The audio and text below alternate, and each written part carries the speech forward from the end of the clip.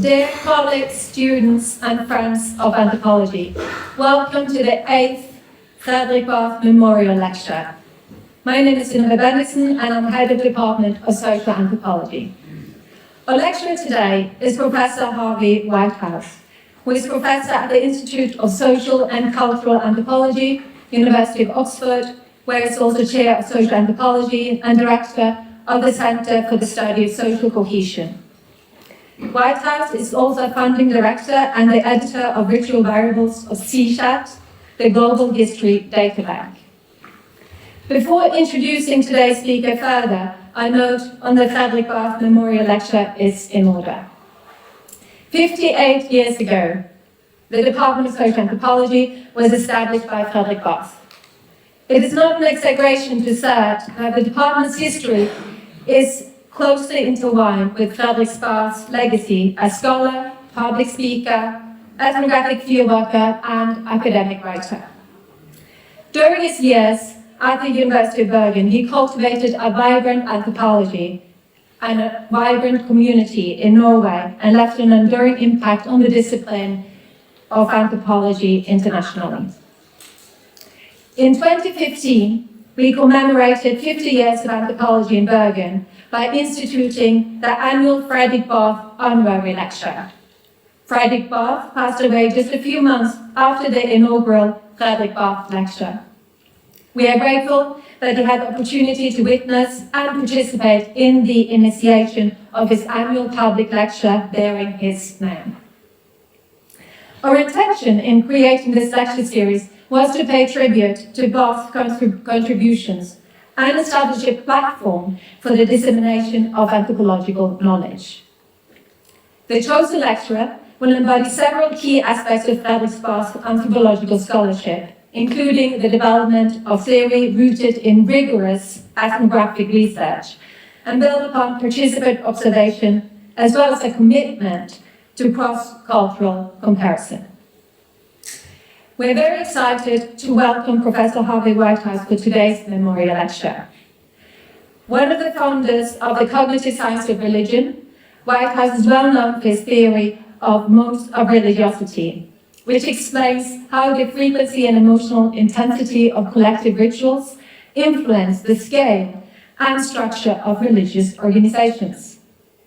Harvey Whitehouse is currently the recipient of a European Research Council advanced grant to test and develop his theory of modes of religiosity, expanding beyond religion to examine the role of rituals of all kinds in binding groups together and motivating intergroup competition, including warfare. His many publications include The Ritual Animal, Imitation and Cohesion in the Evolution of Social Complexity, which was published by Oxford University Press in 2021, and his very recent article in October this year in Journal of the Royal Anthropological Institute, Rethinking Ritual, How Ritual Made Our World and How They Could Save It, from his Henry Meyer lecture presented at the annual conference at the Royal Anthropological Institute in 2022.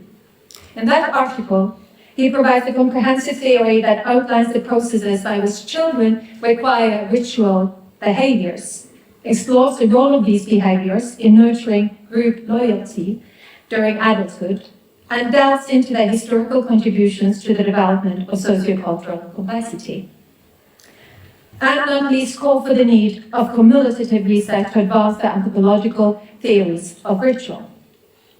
In today's Fredrik Barth lecture, he will argue against interpretive exclusivism, a dogma suggesting that we can only comprehend cultural systems through interpretation, thereby dismissing other explanations and scientific techniques. He suggests inclusivism as a path by which anthropology can realize its full intellectual potential as a discipline. Whitehouse will demonstrate that Fredrik Barth's work has served as a guiding light for those interested in developing an inclusive approach, such as himself, because Fredrik Barth's work provides a robust foundation of theoretical concepts to build upon. A short notice on the setup of this lecture. Harvey Whitehouse will provide a one-hour talk And as for all the memorial lectures, this will not be followed by a Q&A. Instead, there will be refreshments outside the auditorium in the Muntli Cafe afterwards, where conversations can unfold. The title of the 2023 Fredrik Barth Memorial Lecture is Against Interpretive Exclusivism. Please join me in welcoming Professor Harvey Whitehouse.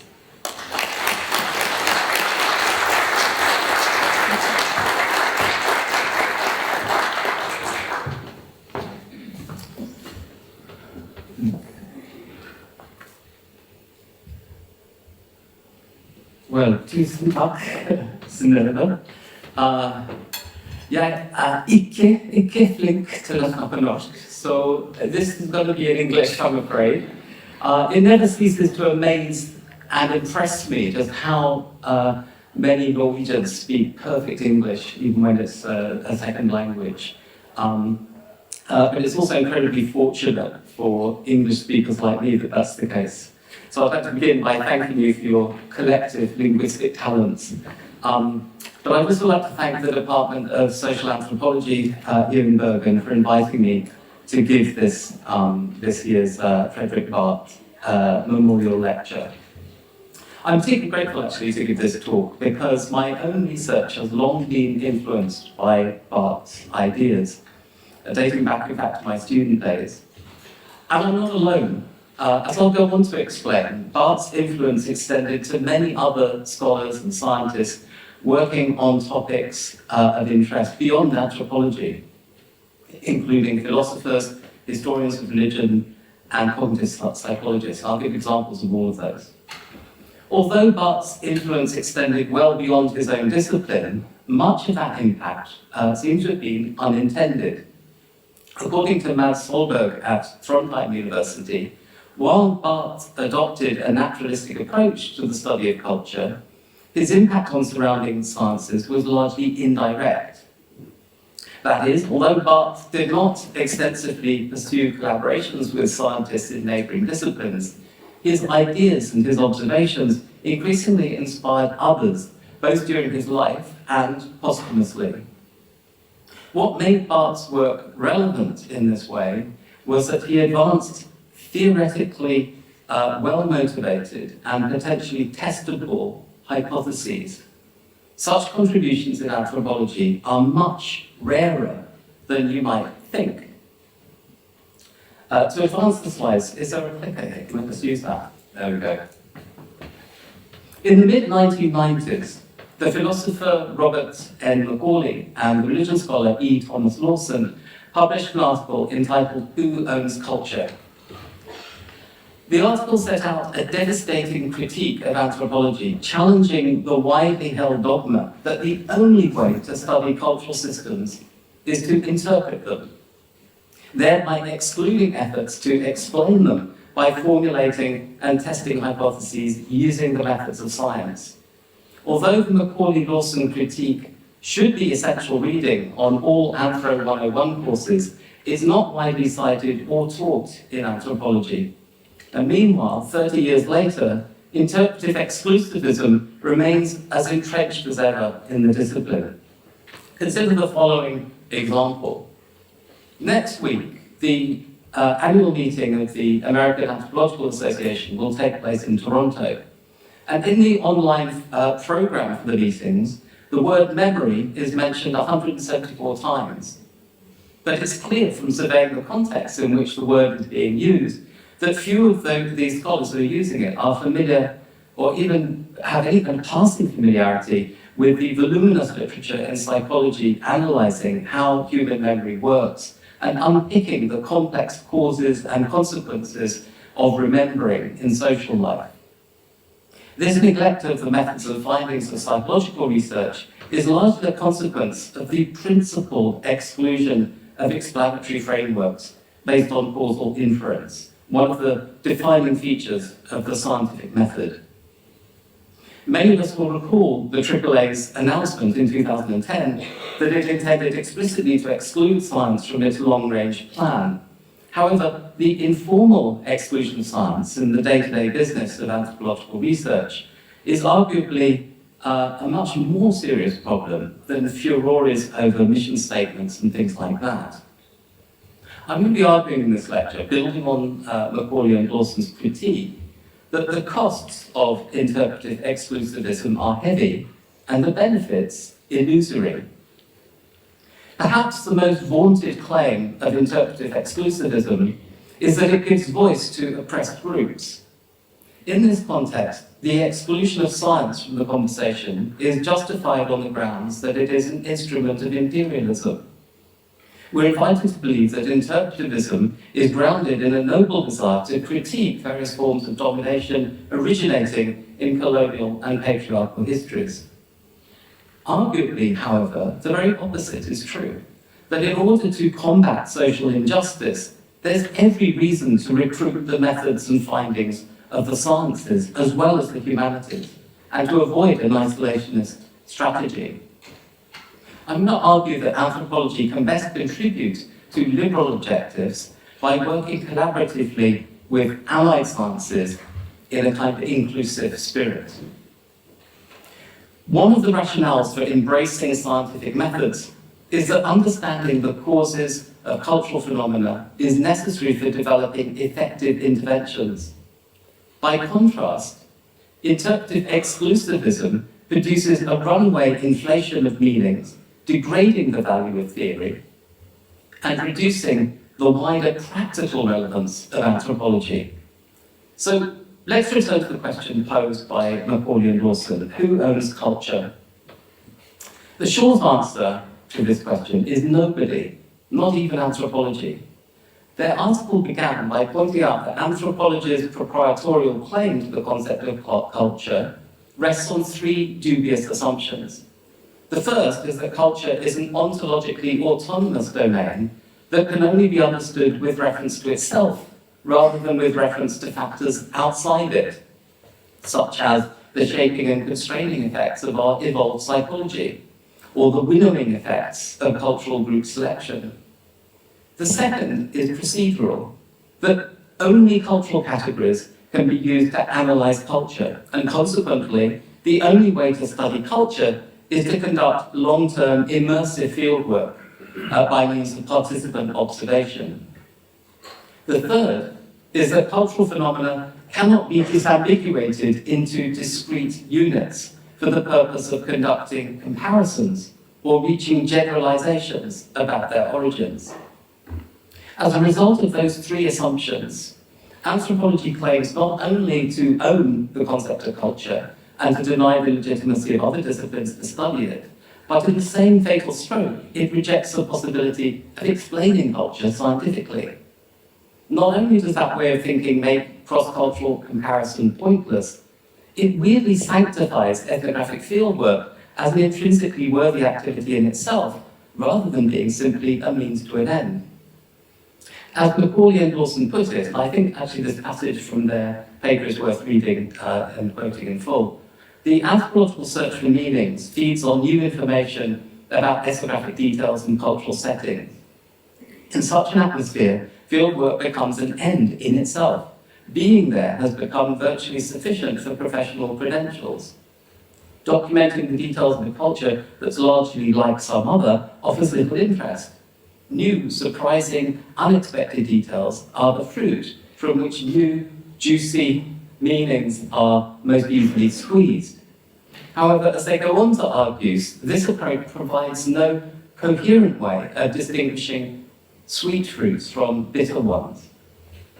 The exercise becomes equivalent, one might argue, to studying the nature of mirrors by recording all the things that mirrors can reflect. There's no way of establishing which image in the mirror should be of particular interest, other than to note that some images are new or surprising, or to construct fanciful narratives about how the reflections make one feel, or what associations they trigger.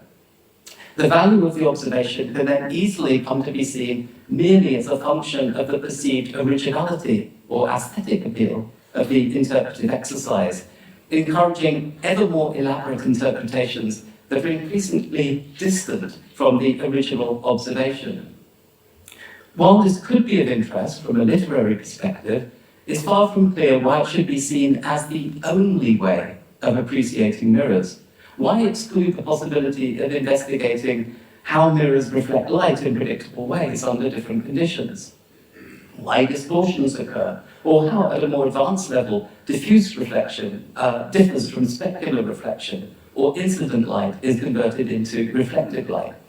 Even more interesting still, from a practical perspective, are questions about how mirrors could be used to enhance the power of telescopes, the functioning of cameras, or the ability to insert fillings into your teeth. To interpret what your mirror can do simply by listing all the things it can reflect in a field setting is only one rather dull thing you can do with a mirror. And to forbid all other lines of inquiry and innovation is needlessly straitjacketing. And yet, that's exactly what I think interpretive exclusivism requires us to do. The solution to the problem of interpretive exclusivism is simple. Embrace science. The benefits are instantly apparent and boundless. It's not that all the painstaking discoveries of past anthropology are suddenly somehow devalued, but actually the very opposite. They now become genuinely useful as a way of opening up questions of a comparative kind. We can then begin to ask if there are any fundamentally recurrent features of what we observe in widely differing environments, and what the main patterns of variation might be. This in turn would naturally prompt questions of causality, encouraging us to adopt an increasingly sophisticated array of methods for pursuing answers. Ethnographic fieldwork would then be restored to its rightful place as a means to an end, rather than an end in itself. So what should we call this alternative to interpretive exclusivism? It may be tempting to call it interpretive inclusivism, but there are some good reasons for not doing that. For a start, interpretive inclusivism, as practiced by some anthropologists, still accords interpretation a privileged position over science. Indeed, the clue is in the phrase, which mentions interpretation, but not explanation. Interpretive inclusivists may tolerate scientific insights, but they see them as peripheral in the study of culture. Instead, Lawson and Macaulay recommend an interactionist view of interpretive and scientific methods, placing the two on an equal footing in a continual back and forth between the methods of qualitative research and the methods necessary to investigate causal inference. Anthropology wasn't always such a hostile environment for science, or preoccupied by parochial matters. In fact, once upon a time, anthropology was widely regarded as the queen of the social sciences.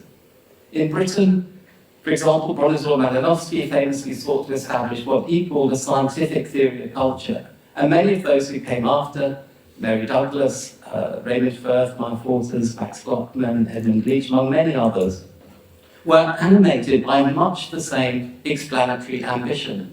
In America, this creative explosion in the discipline was fueled also by figures like Marshall Sahlins, Leslie White, and Eric Wolf, all of whom were at Columbia University, of course, and who were likewise committed to interpretive and scientific interactionism.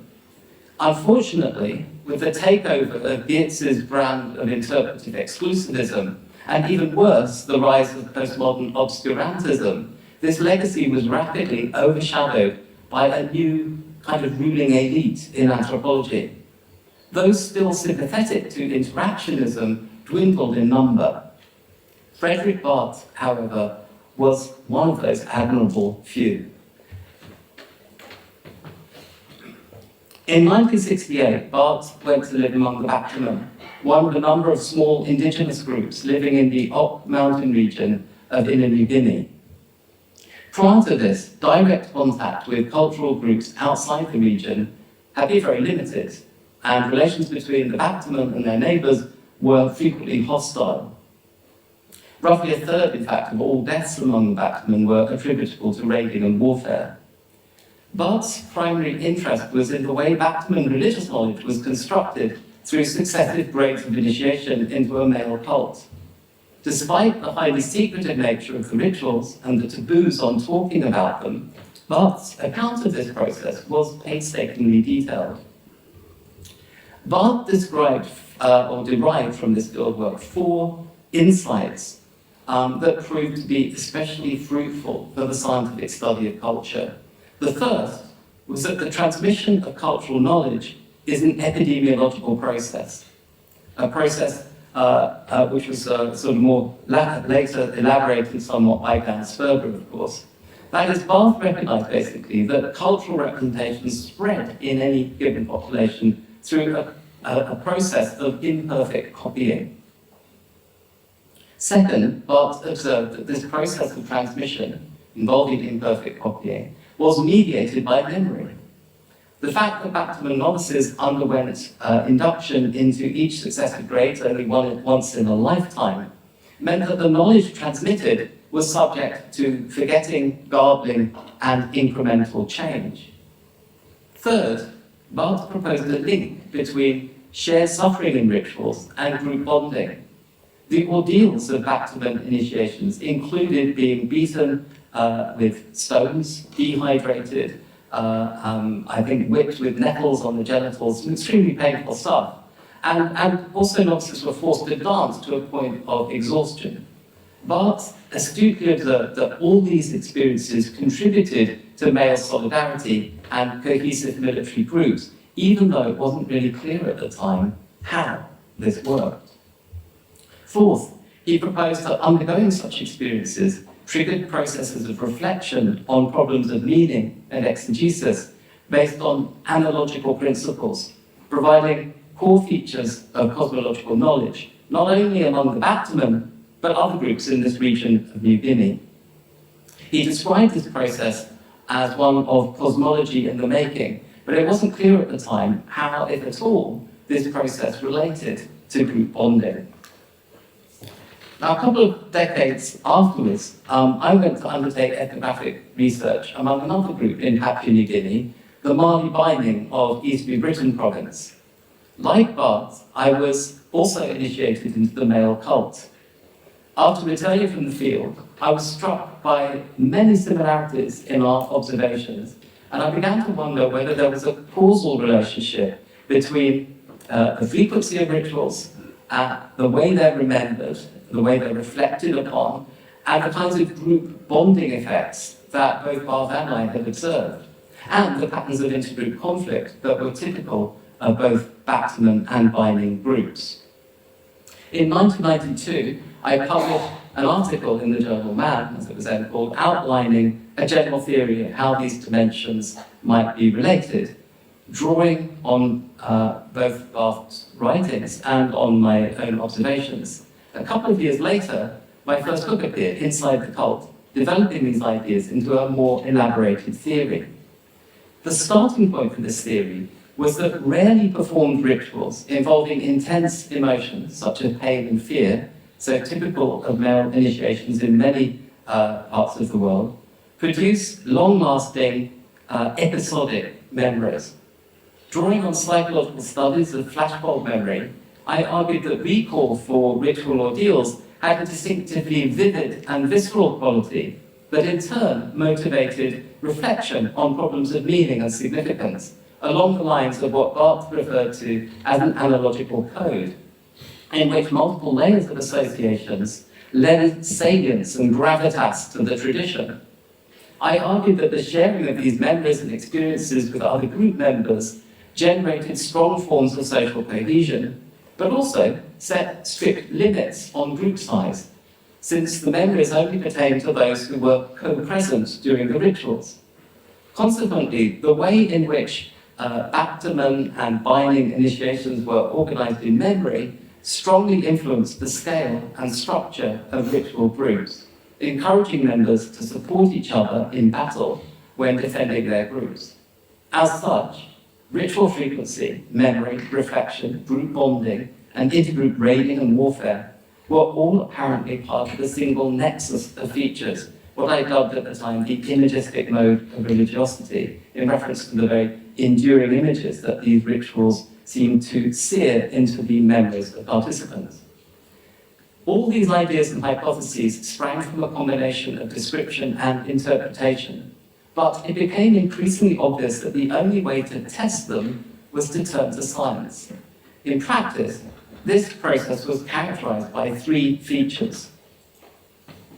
The first feature was qualitative generalization and comparison. I began by asking whether the clustering of imagistic features observed among the Backterman and the binding groups could be observed in other rarely performed emotionally intense rituals. This led me to write another book, Arguments and Icons, comparing such practices across numerous other groups in Papua New Guinea and also in the documented religious history of Europe. This book, in turn, prompted interest from scores of scholars and scientists who, in a series of edited collections, began to explore the applicability of the theory to detailed case studies around the world and across the span of human history and prehistory. The second feature of this approach was quantitative generalization and comparison. One reason for adopting this strategy is that comparison based purely on qualitative case studies is vulnerable to selection bias. Maybe those interested in imagistic practices were attracted to the theory because it fitted with their own ideas and observations. But what if those who had data contradicting the theory were less inclined to join in the conversation? Likewise, there was a risk that qualitative descriptions of imagistic traditions overemphasized features that conformed to the theory and downplayed those that didn't. But another reason why a quantitative approach was necessary was that qualitative case studies did not define the variables relevant to testing the theory in a way that could be measured. This was essential if we were to analyze statistically the extent to which features we were interested in were indeed correlated in a large sample of cases, as we predicted. And so we set out to build a series of databases capable of being analyzed statistically. The first of these was an ethnographic database coding roughly 100 variables pertaining to 644 rituals from 74 cultures around the globe. We then constructed a series of archaeological databases, allowing us to adopt a variety of strategies, ranging from fine-grained comparison of data over thousands of years at a single site, to coarser-grained comparison of data over scores of sites across a much wider region and a longer time span. And finally, we built a global history data bank, comparing large numbers of rituals across hundreds of societies over thousands of years. These approaches require not only interdisciplinary dialogue, just as when comparing qualitative case studies, but something far more challenging still, the design of data sets that met the highest standards of ethnographic, historical, and archaeological accuracy, but in a way that would also enable data scientists to analyze the material statistically. This was more than a matter of mere dialogue. It required prolonged collaboration necessary to repackage the observations of qualitative researchers in a form that could be directly compared and quantified. The third feature of this interactionist approach was the use of carefully controlled experiments. The ethnographic observations that Barth and I had made at our respective field sites had generated testable hypotheses about the relationship between various features of ritual and social organization. For example, the theory of imagistic transmission predicted that rarely performed but emotionally intense rituals would generate more exegesis. One obvious way to test such a prediction was to manipulate the variables of interest and measure the effects of this on meaning-making. Our very first experiment along these lines had undergraduate students perform collective rituals modelled closely on Backterman and binding initiations, but assigning half the participants to a lower arousal version of the ritual and half to a high arousal version, and then measuring the effects of this experimental manipulation on the analogical richness of their interpretations of the experience afterwards. Later, we developed a raft of studies in populations that had naturally undergone imagistic experiences of various kinds. These studies typically took three forms: correlational designs, in which we measured the extent to which infrequently performed but emotionally intense rituals produce group cohesion; and also a willingness to fight and die for other members of your group in intergroup conflicts. Priming studies, in which, for example, we had half the participants remember an imagistic experience and half the participants remember a non-imagistic experience, and then measured the effects of that on the same outcome variables. And finally, longitudinal studies, in which we measured the effects of various intensities of imagistic experiences on longer-term psychological and behavioural measures. As a result of many studies along these lines, which are summarised in my most recent book, The Ritual Animal, we now have a detailed picture of how the variables that Barth and I were both interested in are indeed causally related, not only among the Bacterman and the Vining, but also among many other groups around the world. Even more interestingly, we're now able to test hypotheses about the role that imagistic practices have played in the evolution of socio-political complexity over the course of world history. By way of illustration, here are 4 examples of sort of take-home discoveries from the research that we've done. Firstly, we now have compelling evidence from a host of empirical studies that sharing memories for life-changing rituals fuses our personal and group identities together and motivates very strong forms, extreme forms, I might say, of pro-group action. Secondly, we found that this form of group bonding is very widespread in groups that have to stand together in order to fend off severe and grave risks to the group, for example, in military or paramilitary units. Third, we found that such imagistic practices are less prevalent in the ethnographic record as agricultural intensity increases. And fourthly, during the Neolithic transition, as human populations settled down and began to farm, imagistic practices faded. As state formations and empires emerged and spread, imagistic practices were either outlawed and forced underground, or restricted to more tightly controlled elite institutions, especially in the military. What began as a very narrow set of observations in a couple of tiny and remote communities set off a train of scientific research that has provided novel and testable insights into the way human societies have evolved over many millennia, and the way intergroup conflict is motivated in the contemporary world. And all this was only possible by adopting an interactionist approach to interpretive and explanatory research. The parallels between Barth's observations among the Bacterman and mine among the Vining were not limited to ideas about imagistic experiences and analogic codes in traditional initiation rites. They extended also to an interest in more large-scale hierarchical religions. Both Barth and I were struck by the fact that the indigenous modes of cultural transmission we'd recorded at our respective field sites contrasted quite starkly with more doctrinal belief systems. Barth was interested particularly in differences of leadership type. On the one hand were the gurus who led the doctrinal traditions of the transcendentalist religions of Asia, which Barth knew well from his fieldwork among Indonesian Hindus in Bali. On the other hand were the indigenous leaders, the elders and ritual experts whom Barth described as conjurers, because they held their juniors to conjure up their own interpretations and insights into cosmological mysteries, rather than telling them what to do or what to believe. I was struck by a similar idea, but initially drawing the contrast between varieties of missionary Christianity and indigenous imagistic cults in New Guinea.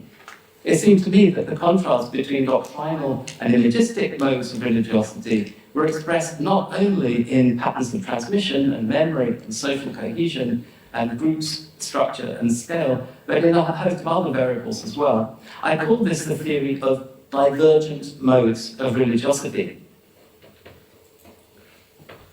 The central idea here was that whereas imagistic practices were associated with low frequency, high arousal rituals, the opposite was true of the doctrinal mode of religiosity, whose prototypical rituals were high frequency and low comparatively low at least, in arousal. According to this theory, frequency and arousal impact group bonding and scale and structure as a result of the way they're processed in memory. If the rituals are rare but intense, as in the case of the imagistic mode, they're typically recalled as life-changing events. And those events are stored in episodic memory. These things shape our personal identities as well as defining tightly circumscribed groups.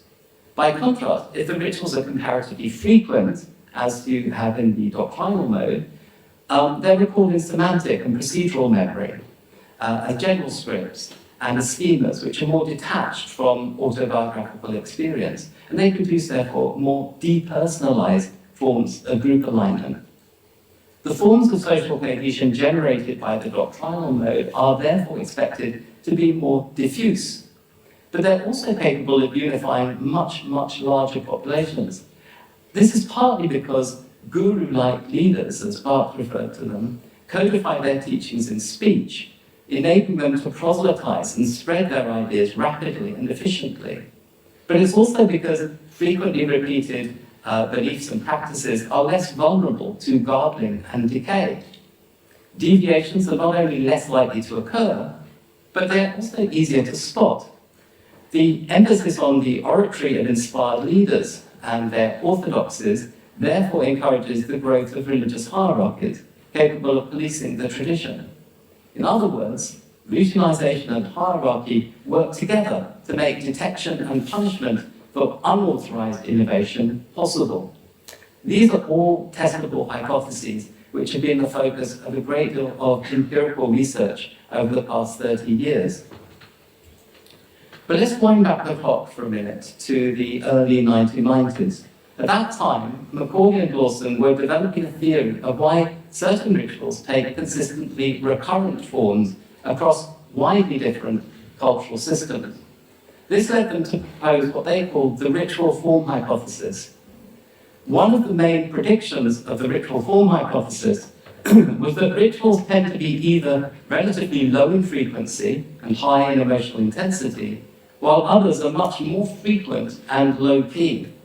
Since both the ritual form hypothesis and the theory of divergent modes of religiosity were clearly making overlapping predictions, it became inevitable that the relationship between these two theories would need to be clarified.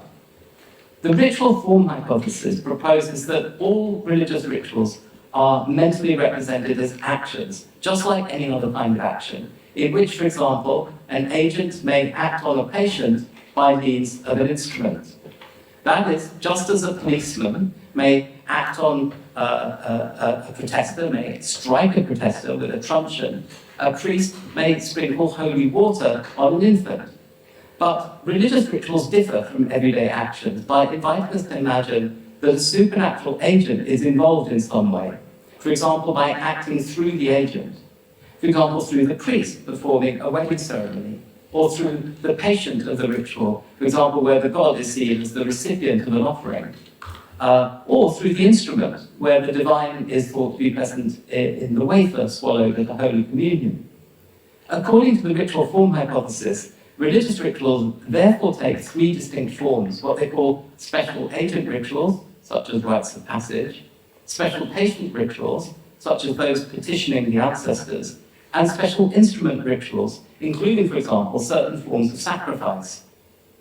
Macaulay and Lawson propose that, depending on which form the ritual takes, we can predict the frequency with which a ritual is performed and its emotional intensity, two features that are, of course, fundamental to the theory of modes of religiosity.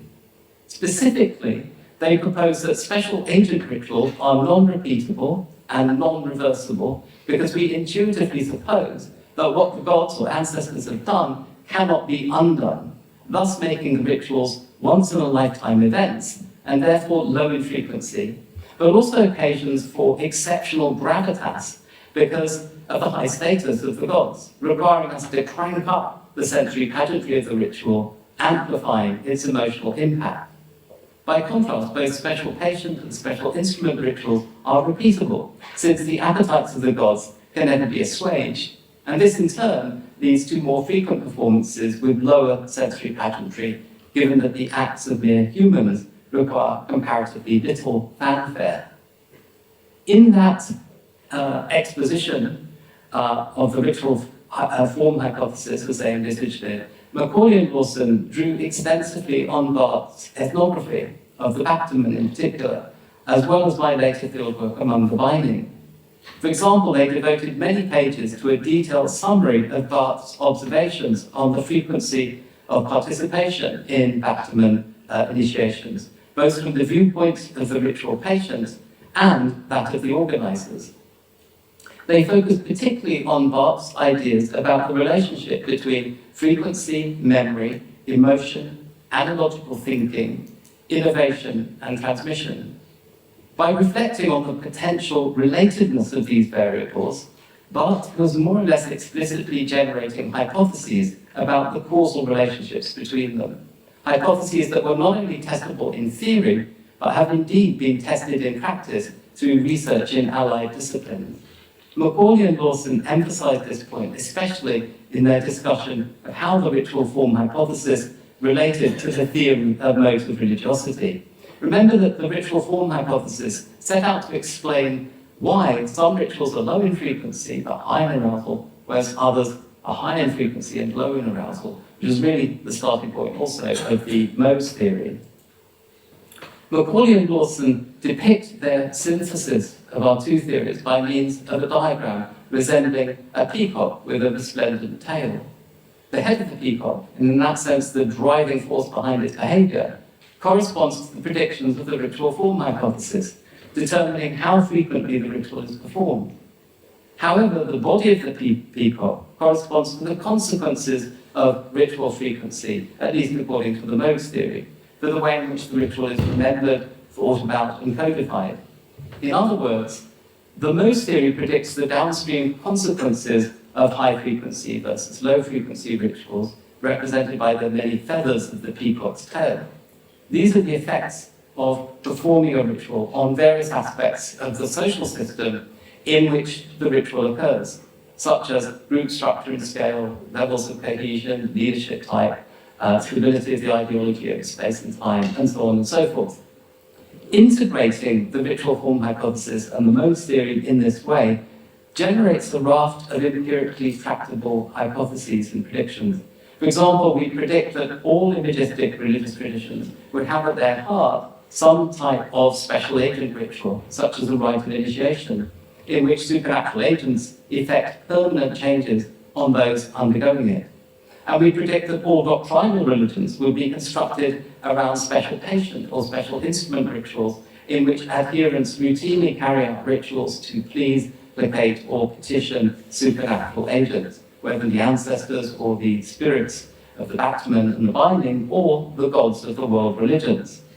Among the alternative predictions is that ritual frequency varies somewhat independently of people's intuitions about the appropriate form of the ritual, based on how supernatural agents are thought to intervene, if at all.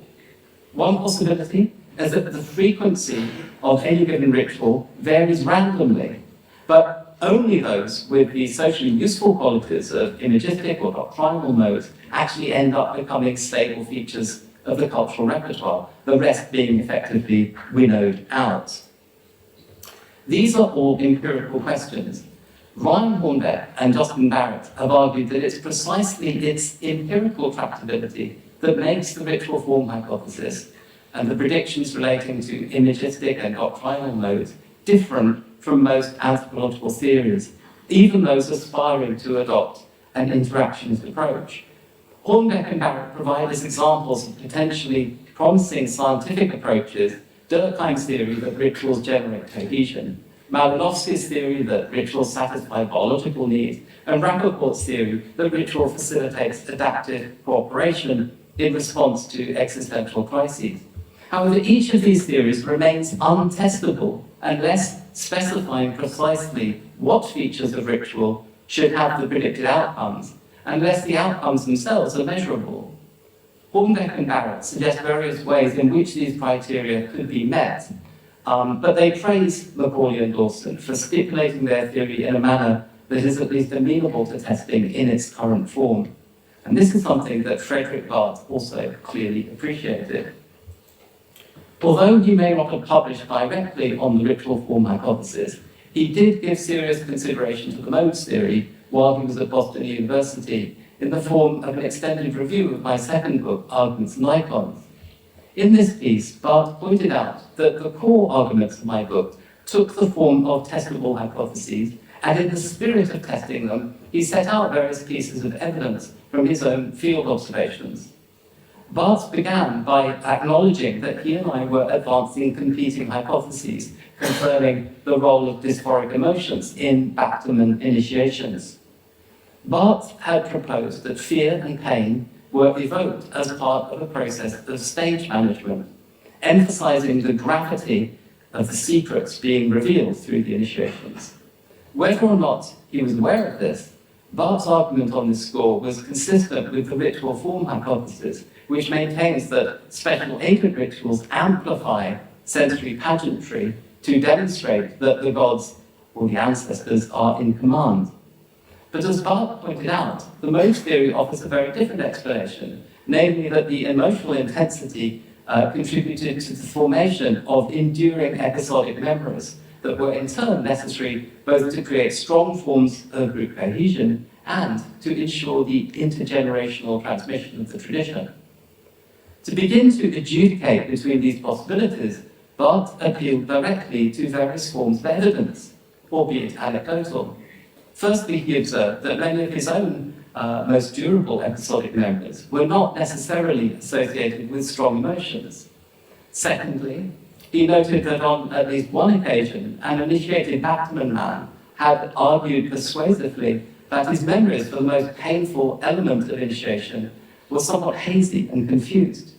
Nevertheless, Barth also explicitly recognized that more systematic evidence on this topic was needed to draw more robust conclusions. This is precisely the motivation behind interactionism, the effort to test interpretive hunches against data based on scientific methods. Barth clearly appreciated the value of an interactionist approach to interpretive and scientific endeavors. He realized that it's only by couching hypotheses in a testable form that we can hope to reap the benefits of explanatory pluralism, interdisciplinary collaboration, and incremental theory building. And when we can get all of those things working together at once, we reap yet another reward, the capacity to impact the world around us, to achieve more positive outcomes. And that's the theme to which I now want to turn. If one of the objectives of anthropology, or of the social sciences more generally, is to be relevant not only to surrounding disciplines, but to society at large, then the case for interpretive and scientific interactionism becomes even stronger. It may be hard to imagine how field observations in societies as remote as the Backterman and the binding of Papua New Guinea could lead to scientific theories capable of impacting large-scale societies and even strategies for global cooperation. But that's exactly what I'm going to argue is what we need to do. Consider three examples. Firstly, consider the problem of intergroup conflict. The rituals of the Backterman and of the binding led me to hypothesize that rarely performed but emotionally intense experiences produce long-lasting episodic memories and processes of reflection that in turn produce strong forms of social cohesion capable of motivating heroism in warfare. This theory has inspired a small industry of research into the processes driving warfare and violent extremism in a wide range of different groups. This is partly due to the fact that the theory of imagistic group bonding has been augmented by the development of a psychological construct known as identity fusion, a visceral sense of oneness with the group, which allows researchers to measure the effects of imagistic rituals on group cohesion and willingness to fight and die for their comrades. Scores of studies have shown that when personally self-defining experiences are shared with other members of the group, our personal and group identities become fused together. Once this happens, any attack on the group is taken personally. And so highly fused individuals will stop at nothing to defend the group, even to the point of making the ultimate sacrifice. These conclusions are based on studies of imagistic bonding in a wide variety of groups, from deadly clashes between rival football fans in a range of countries like Brazil, for example, to farmer-herder conflicts in Cameroon, and from armed revolutionaries in Libya to military veterans in conventional armies. One of the practical benefits of this kind of research is that it holds out the prospect of early detection of terrorism threat based on the signals of imagistic group bonding that violent extremists inadvertently provide in their writings and speeches. All these discoveries and their applications came about because of hypotheses generated by field research in remote regions of Melanesia, when coupled with an interactionist approach to interpretation and explanation. Second, consider the problem of crime in the UK. Once again, it may seem far-fetched to imagine that research among the Batman and the Binding could possibly bring anything useful to the table when tackling a problem like that. However, research among prisoners and probationers suggests that imagistic group bonding could play a crucial role both in reforming ex-offenders and improving reintegration efforts when they're released back into the community. In the UK, an organisation known as A Band of Brothers undertakes initiation rites for groups of young men coming out of prison, offering mentoring as part of what they call a rite of passage journey, which fosters a search for meaning and purpose in life. Building on similar ideas, another UK initiative known as the Twinning Project connects football clubs throughout the country to their local prisons, providing intensive coaching for inmates. My colleagues and I have been administering measures of imagistic group bonding with large numbers of prisoners participating in this programme, just as we've been doing in our studies of West African initiation cults, military groups, fraternities, and other tight-knit organisations that carry out personally transformative rituals. And we're finding the same psychological processes at work in the Twinning Project. Our research on prisons and reoffending increasingly suggests that the fusion mechanism, which lies at the heart of imagistic group bonding, may hold the key not only to desistance among ex-offenders, but also to the willingness of prospective employers to offer second chances. The idea that imagistic bonding could lead to peaceful forms of pro-social commitment and cooperation could be used to address a range of global problems, such as the climate crisis, for example.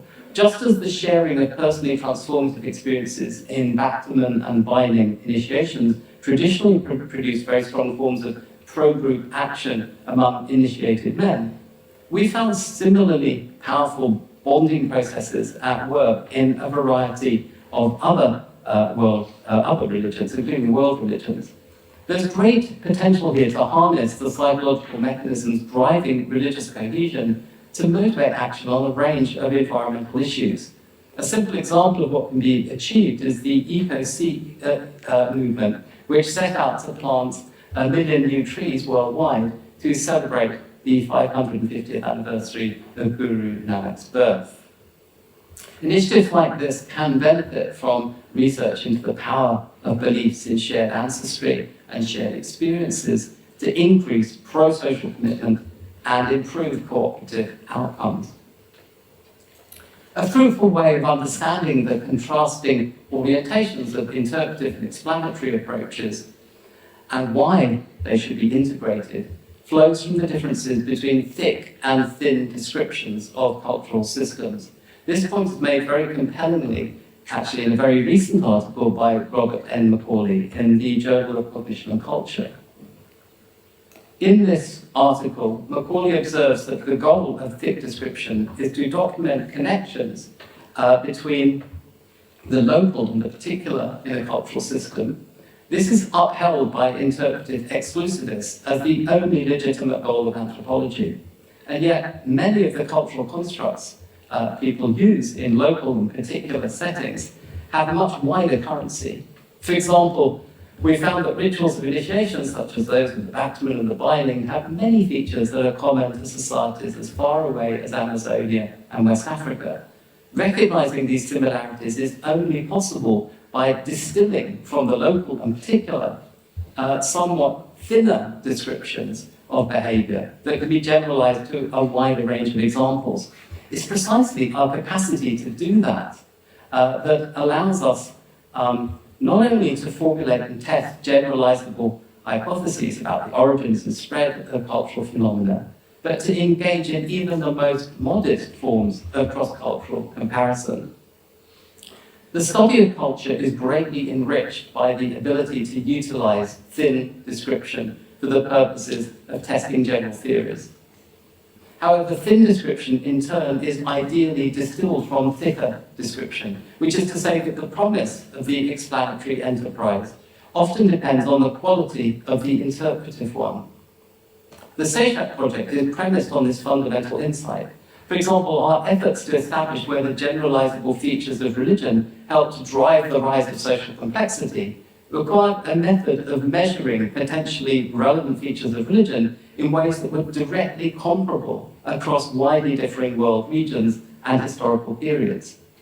But because research on, say, pre-colonial West African history takes place in a very different silo from research on Basin of Mexico or Big Island Hawaii or wherever, we had to establish a bridging mechanism allowing us to compare like with like across the world regions in our database.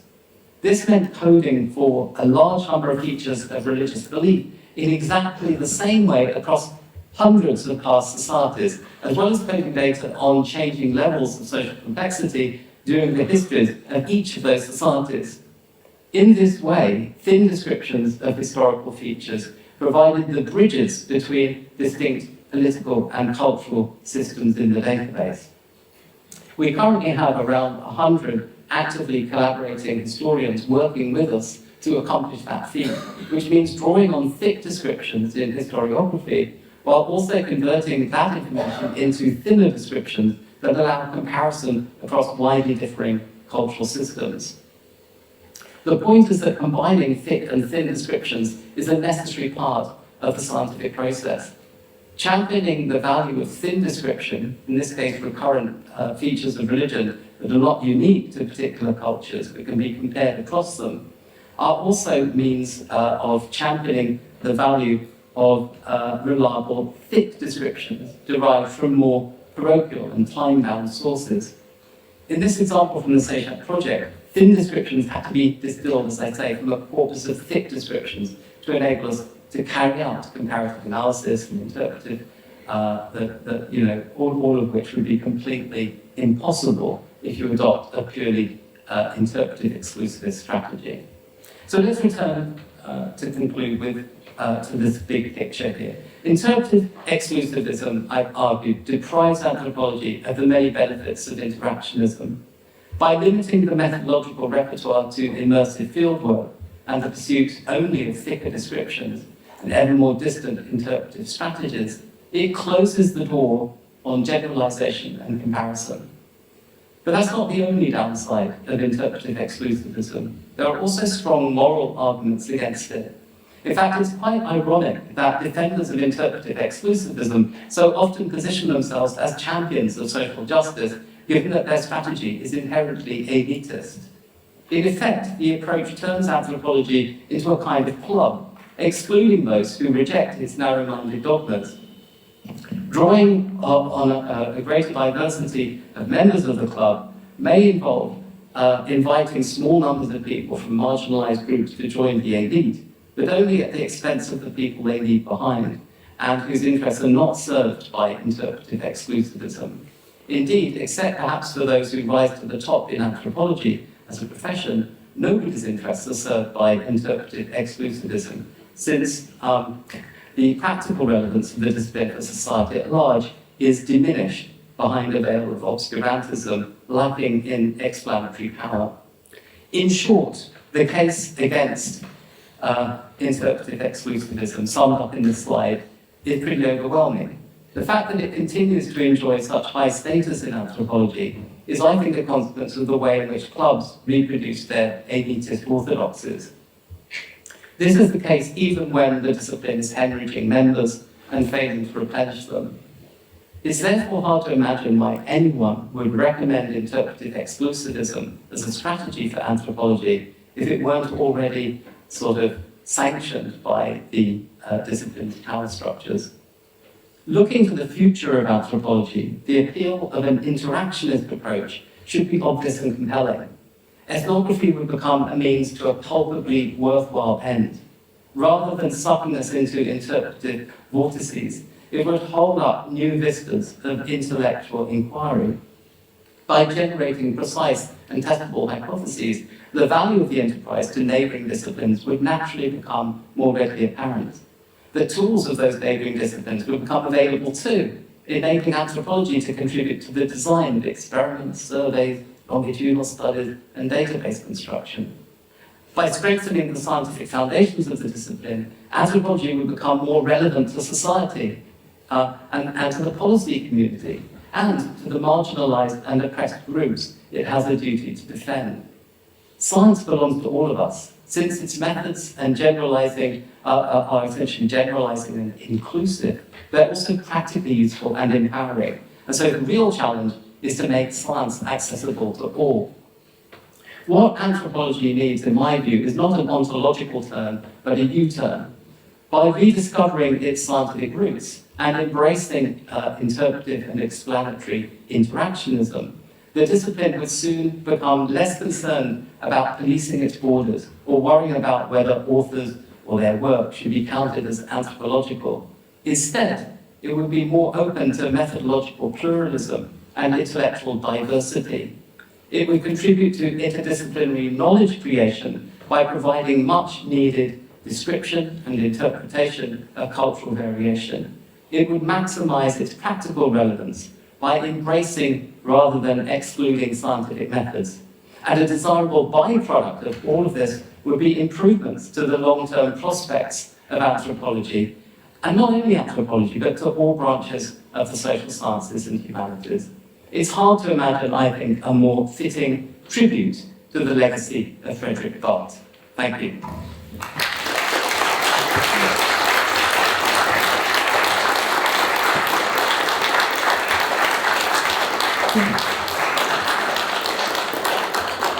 Thank you so much for this wonderful lecture. We have a small token of appreciation and gift to Anthropology in Norway for this thought-provoking and inspiring lecture from you. Thank you very much indeed, and thank you all for coming. I'm sure you're all eager to mingle and to discuss. There will be refreshments just outside in Muntli. You are all welcome to join. And thank you so much for coming and contributing to this event today.